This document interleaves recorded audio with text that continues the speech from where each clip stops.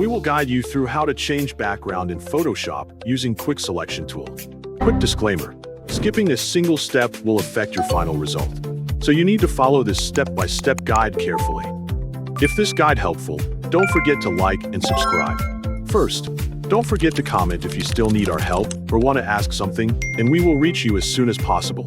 Second, open Adobe Photoshop and wait until the workspace has finished loading. Open the image or project containing the subject whose background you want to replace. Select the Quick Selection tool from the toolbar, opening its tool group first if another selection tool is currently displayed. Click and paint over the subject to create the initial selection, using a suitable brush size for both large areas and smaller details. Add any missing parts by continuing to brush over them with the Add to Selection mode active, paying close attention to hair, clothing, hands, and narrow edges.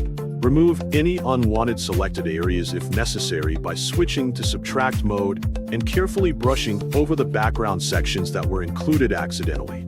Inspect the moving selection border and make sure the complete subject is selected correctly without obvious gaps or background areas. Click Create Mask from Selection so Photoshop converts the active selection into a non-destructive layer mask that hides the original background. Go to File on the top menu and choose Place Embedded to import the replacement background as an editable smart object.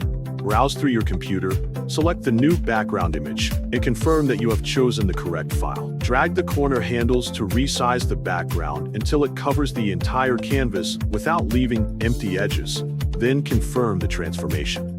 In the Layers panel, move the new background layer below the masked subject layer so the subject appears in front.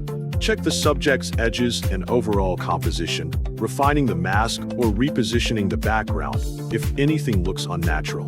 When the result looks balanced, save the project as a PSD file or export the final image in your preferred format.